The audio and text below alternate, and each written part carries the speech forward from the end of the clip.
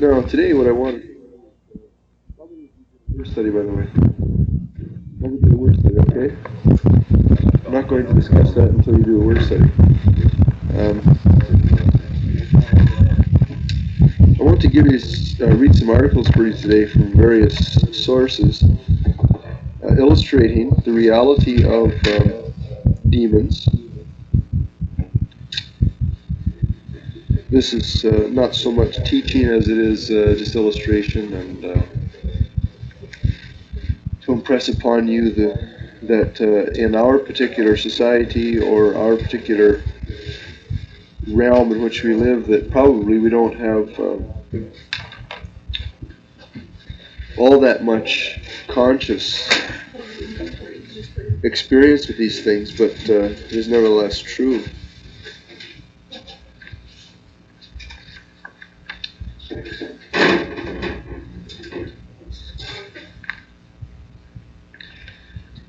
I'm reading from Worldwide Thrust, which is the monthly communique from World Evangelism Crusade. This is the March-April 1990 issue, entitled The World of Animism. Missionary by the name of David Smith says, sharing testimonies is one of the most thrilling times at the church in Bafata, Guinea-Bissau. Like most of the believers, Abu Kalona was raised in animism, knowing all the satanic influence and enslavement involved. Sharing of his conversion to Christ, which had taken place about 3 years previously, he said, quote, every day I worked in my fields, then at night after I went to sleep, the demons would come to me and tell me to get up. Getting up, I would spend the rest of the night forced to roam through streets and alleys. At daybreak, the demons would let me go home.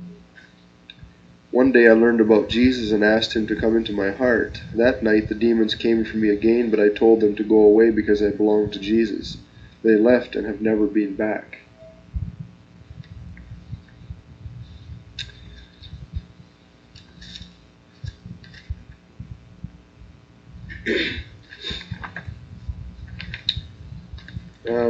Interesting article on fetishism.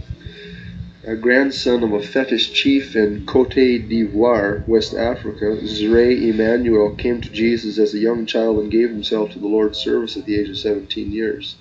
He is a graduate of the WEC Bible School in Zouanoula. In 1978, his church sent Emmanuel to America to assist John and Grace Reeder in final typesetting of the Bible in the language of his guru people. In July of '88, Emmanuel was elected president of the Alliance of Evangelical Churches of Cote d'Ivoire. During his USA visit, Emmanuel granted Worldwide Thrust an interview, which we published in the May edition, and they've reprinted it here. Thrust, what does fetisher mean? Emmanuel, a fetisher is someone who worships the devil through the medium of certain objects, someone who has contact with the evil spirits and who fears the spirits.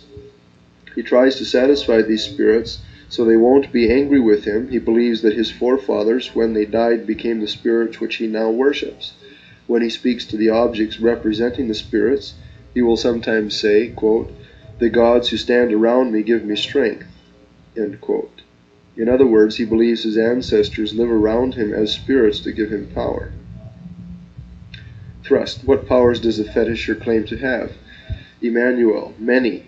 Before my father was converted, when he had people come to do a day's work for him, he would put fetish powder or medicine into their food to give them strength so they didn't tire and could work longer. The powder made by a fetisher goes through a whole process. It may be made from dried pounded leaves mixed with other materials. Then the fetisher calls for the spirits to come and give the medicine power. A fetish can be used to help in every circumstance of life, to get good grades or preserve the home from evil. Thrust, what sort of objects make a fetish? Emmanuel, all sorts of things. My grandfather's fetish was a sack with bark from a certain tree in it. Several smooth stones, which our people say, quote, the thunder brought, end quote, were also placed in the sack. When it rained, he would put the sack on the earth to protect their home from being struck by lightning. Because if the sack was in the air unprotected, the spirit of thunder would be angry. Its children were in the sack. Any object may become a fetish when it is empowered by the spirits and a rite performed by a fetisher.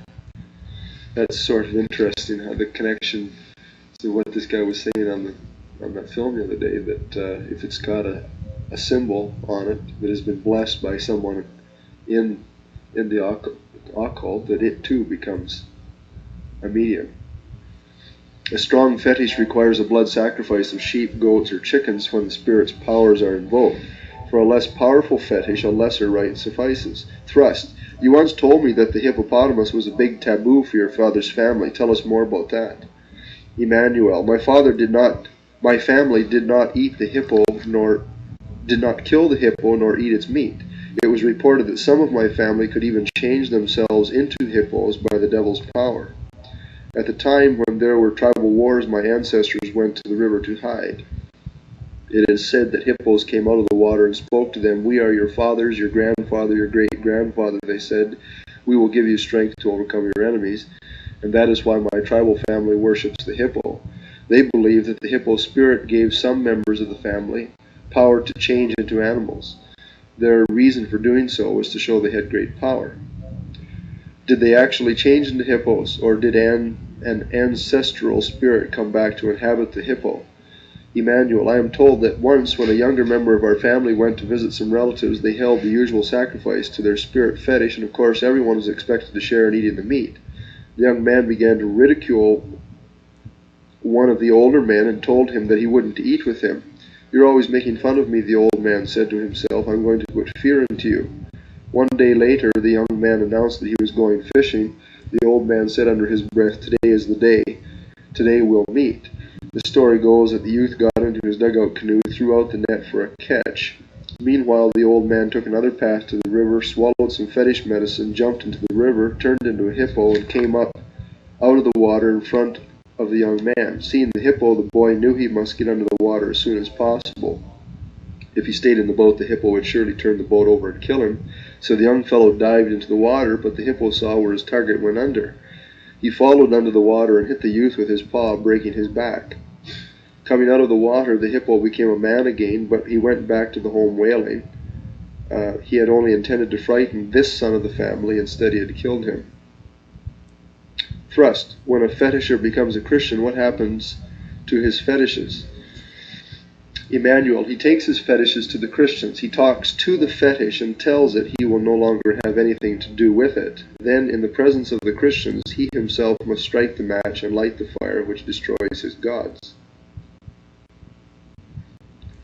Another article in the thing is by a missionary working in Ghana who has regularly to go out and rescue his chickens from the villagers who try to grab them to use them for fetishes, sacrifices. And he has been taken to police headquarters several times to defend himself in court against the charges of these people that everyone else, the Catholics and the Muslims, give them chickens. Why don't the Christians?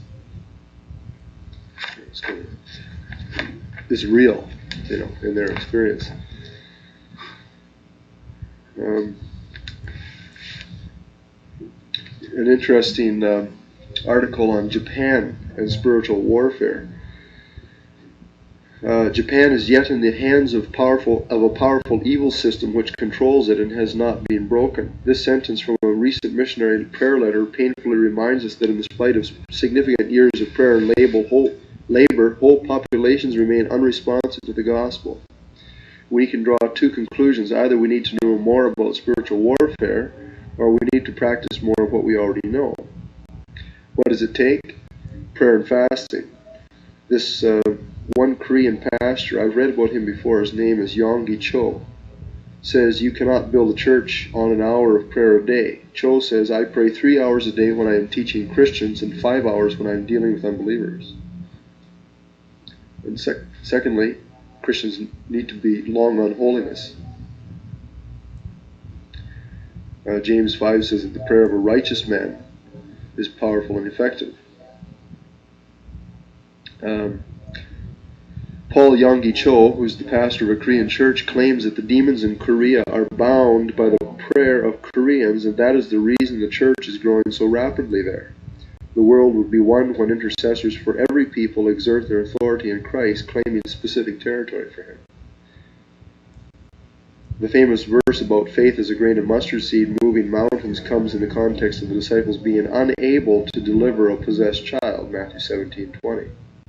Faith moves mountains of evil in spiritual warfare. We develop faith both by praying something we can believe, however small, and biting off more next time. We also develop faith by hearing the Word of God. Listen to some scriptures. Revelation 12:11. They overcame him, the devil, by the blood of the Lamb. James 4:7. Resist the devil. 2 Corinthians 10:4. Demolish strongholds. Matthew 12:29. Bind the strong man. Ephesians 6:1. Stand against the wiles of the devil. 1 John 3:8. Undo the devil's work. Kind of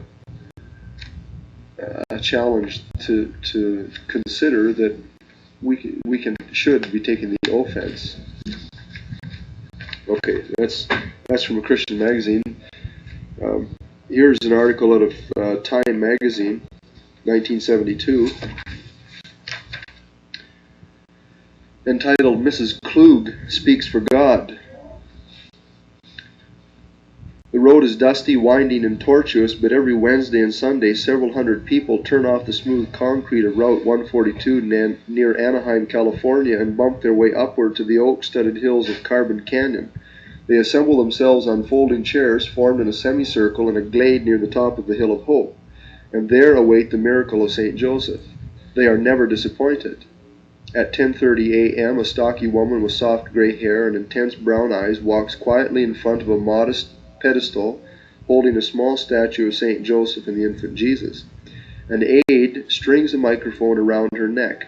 Then to her rapt audience, Mrs. Frances Klug, 51, a devout Catholic, mother of 3, and wife for 26 years of an insurance agent, explains that she is, quote, only a transmitter, end quote.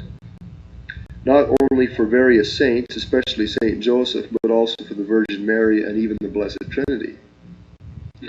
Frances Klug's pleasant unlined face reveals no emotion as she waits for her heavenly, quote, locutions, end quote, to start coming through. In a few moments her lips began to move. Her voice is even and soft. Quote, I am St. Joseph, the voice says. There has been no one like this child, Mrs. K., except when the Son walked the land. I, St. Joseph, will tell you things you have never known. Then, instead of some horrific revelation, comes a homey bit of apocrypha from the saint, telling how the Holy Family rushed away from the dinner table one evening to aid a neighbor in distress, only to find the man unharmed when they arrived.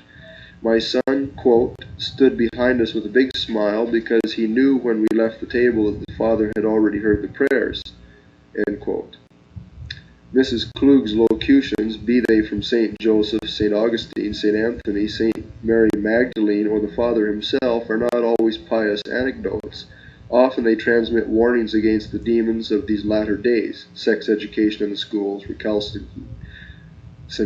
recalcitrant youth, and Satan cults.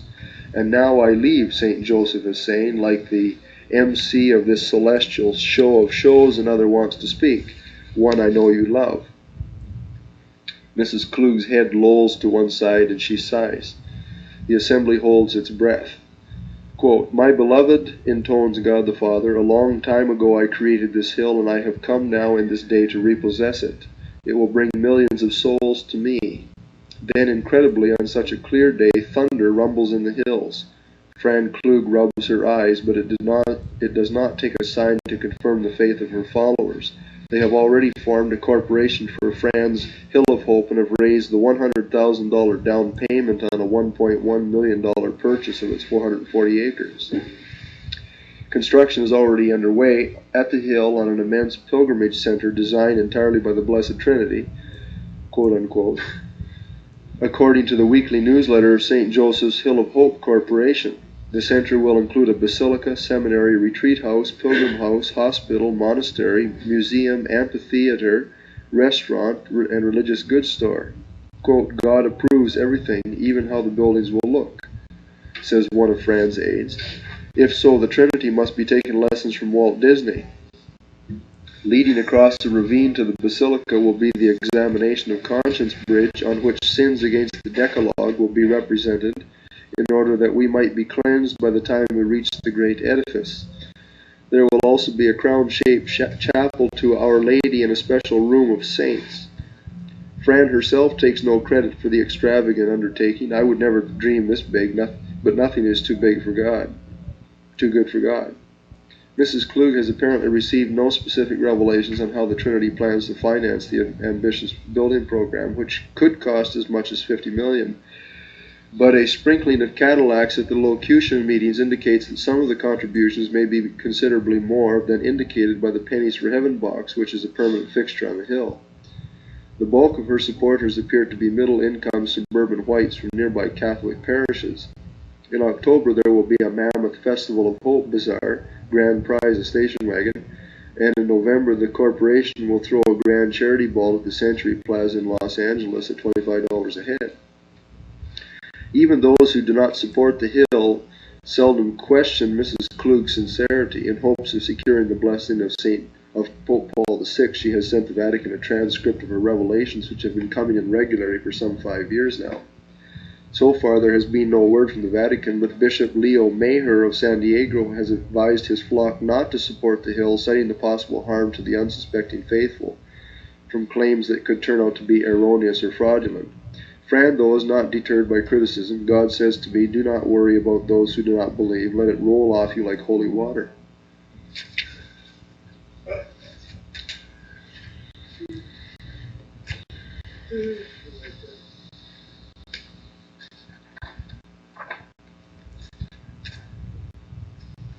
said it was a good time making it up with the Lord dealing with him.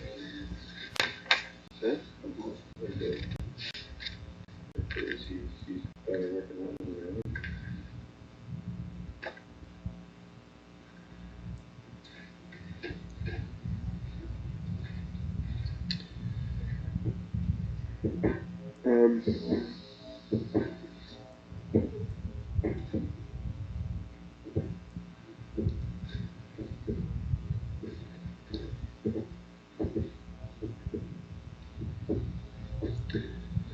Well, this is a secular magazine entitled Probe.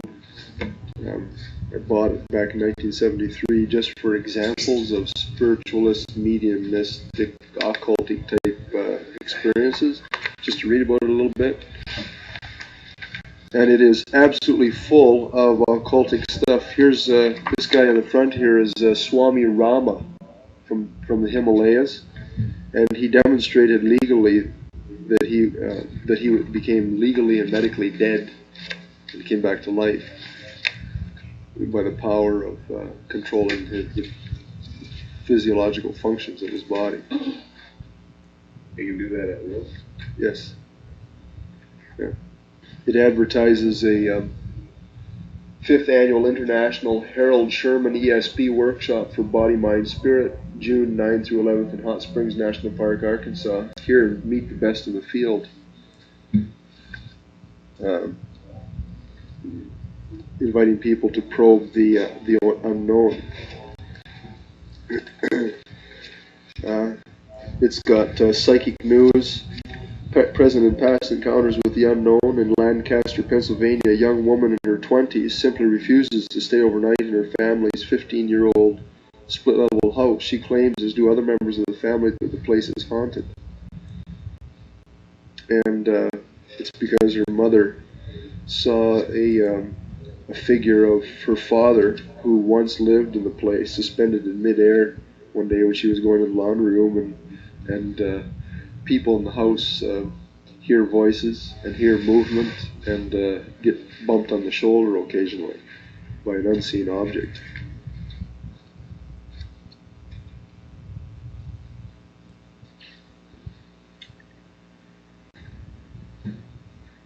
Oh, here's a guy that claimed that he predicted that George Wallace was going to be shot before he was, the former governor of Alabama.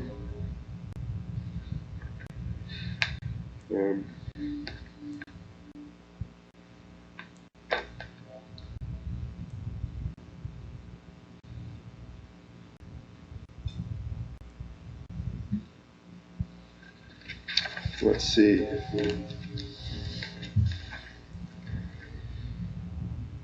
Detroit, Michigan, an American psychologist and a Welsh physician both estimate that nearly 50% of normal people experience, quote, seeing or communicating with dead relatives or friends.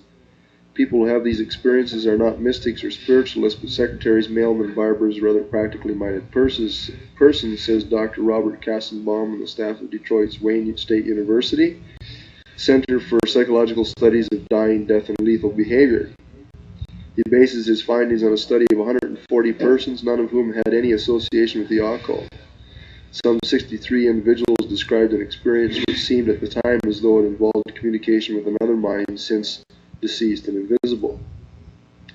A similar conclusion was reached by Dr. W. Dewey Reese, who reported that of 293 widows and widowers he studied, 137 or 47% admitted to having experienced some form of communication with their deceased spouse. Says Dr. Reese, I am convinced from my study, probably the most rigorous and definitive on the subject, that almost half of all widows and widowers receive messages from their former mates, even years after their death. Now, what is the Christian response to that? What would you say? Say that it wasn't their spouse and they're say how large the study too. Yes, that's real. A lot of them probably just saying 47%. That's pretty ugly. I have talked to Christians that have had similar experiences. I know a Christian lady, very godly woman, who I have no doubts is faithful to the Lord and has been for years and years and years and faithfully serving Him. And she said to me one time, she said, I've seen things in dreams. Yeah. About stuff that I had no way of knowing. She says, and it really bothers her, like, why? And my own feeling is that if our temptations are, who says temptation to sin or to turning aside from the right and narrow way? Who says that the temptations are going to be merely physical? Like, who says that? Like, where's the justification for saying that temptation to sin is only, say, through to sexual immorality or to physical stealing or to bad words, or understand? The Bible says that you think of it, you're guilty of doing it. So Right. I didn't really the other way. 2 Corinthians 10 describes that the battle is in our minds as well, that there are spiritual temptations as well. And I believe I've had instances in my own life, infrequently, but instances where I'll find myself thinking, where have I seen this before? Like I anticipated weeks in advance a specific instance, and pow, I'm in it. That has happened to me dozens of times in my life, and I believe that the evil one and his hosts are quite capable of manipulating events and thoughts to tempt you to seek into that. That's my explanation for this sort of thing. Okay. Oh, here's a good one. 3 days of the year, September 19th, December 16th, and the first Sunday in May, figure in an extraordinary event here called the miracle of the blood of St. Januarius.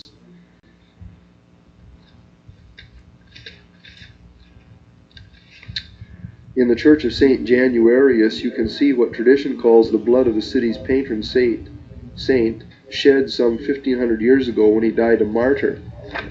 The blood, a dark mass, is kept in a large vial that reposes in a silver reliquary in the church. On the 3 days mentioned, the priest holds the vial aloft and prays for the miracle. After anywhere from 15 minutes to 2 hours, the dark mass liquefies, froths, and turns bright red. The priest then holds the vial up to cheers and applause. A skeptical chemist tried to disprove the happening, taking a powdered compound of chocolate and mixing it with milk. Although the mixture had the same color and solidity in the vial, it quickly changed to liquid and didn't turn the color red.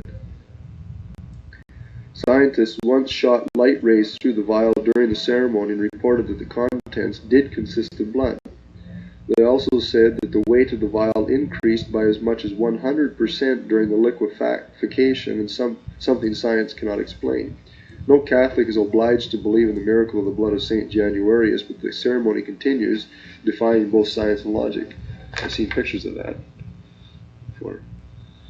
Isn't it interesting that Fatima and St. Januarius, and there was even, remember in Sault Ste. Marie about 3 years ago, there was somebody they pruned a tree on Elm Street, and somebody figured, on one of the streets downtown, and somebody figured that it was the likeness of Mary's face on the stump, and Catholics in this town went wild. They were draping rosaries over the tree, and it was big news for about 3 years. Catholics are superstitious people. They have to be. Their faith doesn't reside in the written word of God, but in experience and in the canons of the church. You know, they're very subject to this sort of thing. Okay? Watch the way you cut a tree, guys. Yeah. Very quick.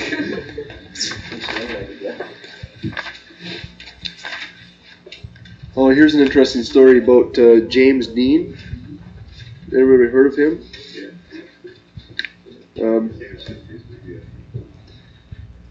He died in a sports car, and this is a story of how several people were hurt, or in driving his car, and they think that it was right? Here's the story about the lingering spirit of Dennis Cook.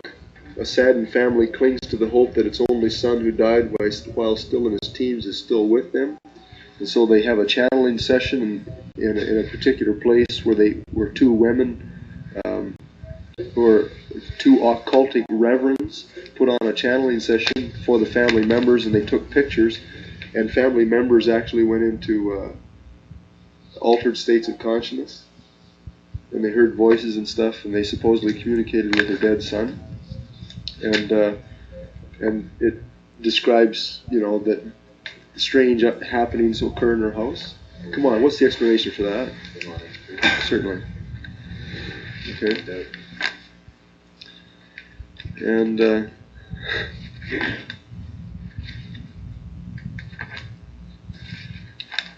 here's a Reverend Canon John Pierce Higgins, formerly Vice Provost of Southwark Cathedral in England, until his retirement emeritus in 1971. He's the founding member and currently Vice Chairman of the Church's Fellowship for Psychical and Spiritual Studies in the United Kingdom. Come on, this is the Anglican Church. Okay, it's not limited. His article is "Be kind to your unpaying guests," which he's referring to spirits living in your house. Okay. They got residents elsewhere. Get out of here.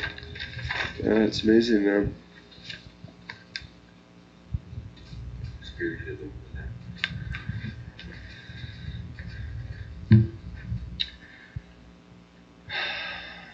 Let's see. So we'll read you a couple of more short. Oh yeah. The theater people are superstitious enough to believe thoroughly some of the reported incidents emulated from the newly reopened Ford's Theater in Washington, D.C., where President Abraham Lincoln watched that fatal performance of our American cousin over a century ago. Remember, he was assassinated? Right? The Ford's Theater Society, responsible for the Playhouse's reopening 5 years ago, reports a number of unusual happenings, such as an electrician who heard mysterious footsteps, or a frightened guard who inexplicably ran into the streets. Actors had told of suddenly forgetting their lines when moving directly in the sight line of Lincoln's box. Two solo performers, Hal Holbrook as Mark Twain and Jack Aronson portraying Herman Melville, have also reported getting chills when delivering soliloquies in the fatal path used by assassin John Wilkes Booth, also an actor. Perhaps the strangest incident occurred 2 years ago on Halloween night, when a portrait of President Washington located in Lincoln's flag-draped box leaned over a full 45 degrees. They believe the place is haunted. Probably is. Okay? Alright, now, if anybody wants to read through some of that stuff, I'll leave it back to you. This is a magazine called Signs of the Times that has several articles in it on spiritualism, and it's put out by the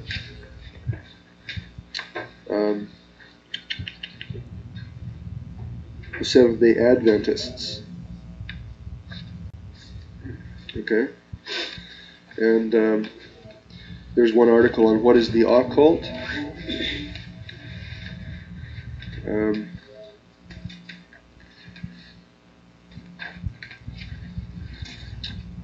Another article on this is an interesting one by Harold Shyrock, MD, What Witchcraft Can Do to the Body. Most Americans know that in faraway countries the superstitious heathen often died from witchcraft in days gone by. What needs to be better known is that many people are dying from witchcraft in the United States too, and other so-called Christian countries. In 1973. Last year I went back to Woodstock and met a missionary that I had known from my childhood, who's been working in New Guinea for years and years. And he showed pictures of a man one time that came to his clinic complaining of headaches and sickness, fever and chills and all this kind of stuff. He was really undergoing. And he said someone had placed a hex on him to kill him. And 3 days later, despite everything they did for him, the guy died. Right there in the compound. And I believe that demons have the power to do that sort of thing. You read Nick Cruz's book, Satan and Luke? Yeah. His mother was a medium, his father was a witch doctor. He was a very powerful demon. They both became Christians. The book was written, his father had died, but he asked the Lord to take him as soon as he accepted it, because he said that he was in for the fight with the demon. He died 8 hours after he accepted the Lord. And his father, his mother, people would come in sick because the demon he had in was probably stronger or something, because she would take on the symptoms that the sick person had, and the father would read, he'd stare and he'd read what the two spirits read what was wrong with the guy, and then tell him how to cure it. It was very powerful. This is Puerto Rico. And Mr. Cruz really tells the story. He wrote that book, Satan and Luke. That is tremendous. Talks about the Ouija boards, different things people use, Christians involved with them, and what they had to do to get rid of the demons and stuff like that. Here's a personal testimony of a woman that developed clear audio and automatic writing ability, and then she tells about how she was delivered from it. So That's 7 day event. yeah. She's got an article on Can We Communicate with the Dead? And of course, see, this is the great danger that human beings. There's no doubt that our minds are we only use 10% of our minds, and that there's no doubt that there is more to our mental capacities than we ever dream of. But I believe that down here,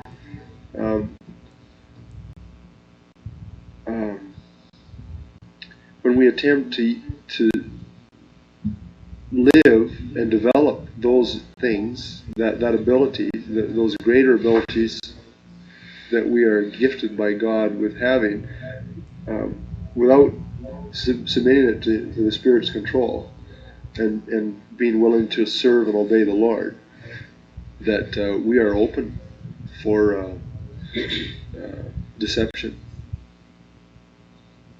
And if demons can affect your body, and we've had all kinds of examples of this, remember?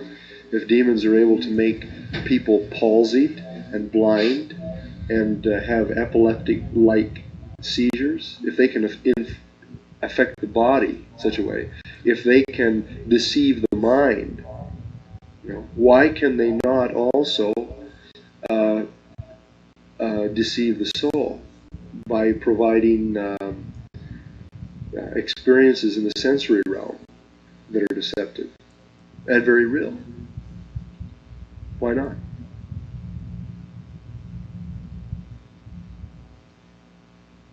And I think that is what is behind it.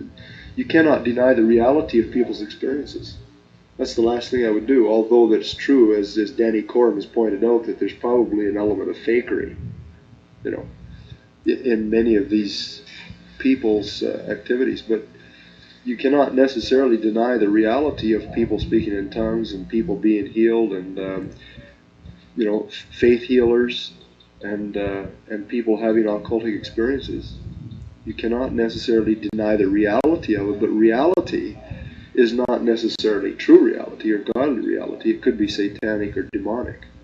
See? And with our natural abilities, we are unable to discern the difference.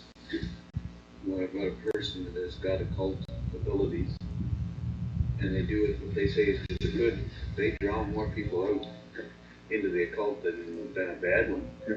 Satan is certainly willing to use the deceit. There was actually an article in this Probe magazine. I was just reading it in the letter to the editors. Listen to this. This woman says, "I know from personal experience that Reverend Morris Cerullo is very wrong." This guy obviously wrote against the occult. It seems that none of those who put down the occult really know what they're talking about. They all seem to think that witchcraft is the same thing as Satanism and devil worship, when it's really just the opposite. This woman writes, right? Witchcraft is one of the oldest, if not the oldest, religions in the world. Is based on natural law and the idea that all living things are related and influenced by each other and cosmic forces. Wicca, the old name for the craft, has a very strict rule against doing harm to any living thing. Remember what was it Diana Nicholson said in The Beautiful Side of Evil? She said that they claim to do good, but the same thing leads to evil. This writer says, if a witch breaks this law, she or he is no longer a real witch. I know of some covens that expel a person for that. Wicca teaches love and respect for life, all life. Witches believe in a supreme deity too.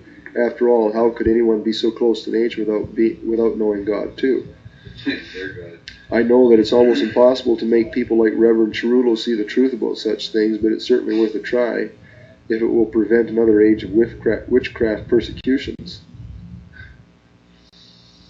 They even have that system wrong. Yeah. So, the witchcraft that caused the persecution down there against the Christians. Isn't it interesting that in a magazine like this, not only are they propagating Hindu